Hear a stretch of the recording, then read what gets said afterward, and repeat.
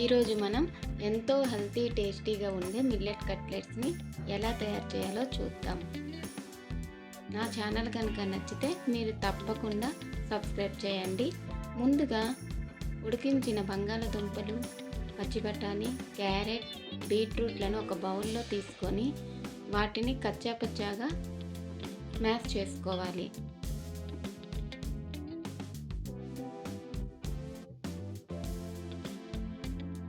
అందులో నానబెట్టిన అటుకులను వేసి కలుపుకోవాలి.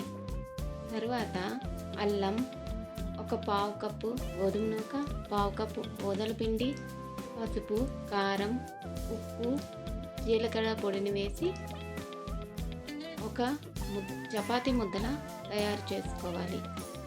దీనికి మనం నీరు ఉపయోగించవలసిన అవసరం లేదు, ఎందుకంటే నానబెట్టిన అటుకుల్లోని దుంపల్లో ఉండే చెమ్మ సరిపోతుంది. కాబట్టి నీళ్ళని వేయకుండానే కలుపుకోవాలి. తర్వాత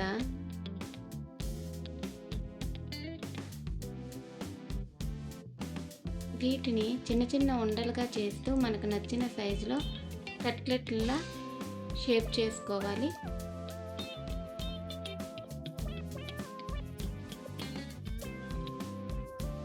ఒక ప్యాన్లో ఆయిల్ వేసి వీటిని షాలో ఫ్రై చేస్తే సరిపోతుంది.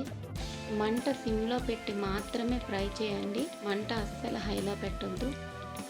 నెమ్మదిగా కుక్ అవుతాయి.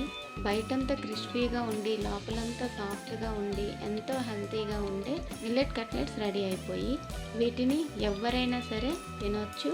సైడ్ డిష్గా టమాటా కచప్ లాంటివి వేసుకోవచ్చు, లేదా అలానైనా తినేయచ్చు. అందరూ ట్రై చేసి తప్పకుండా కామెంట్స్ని తెలియజేయండి.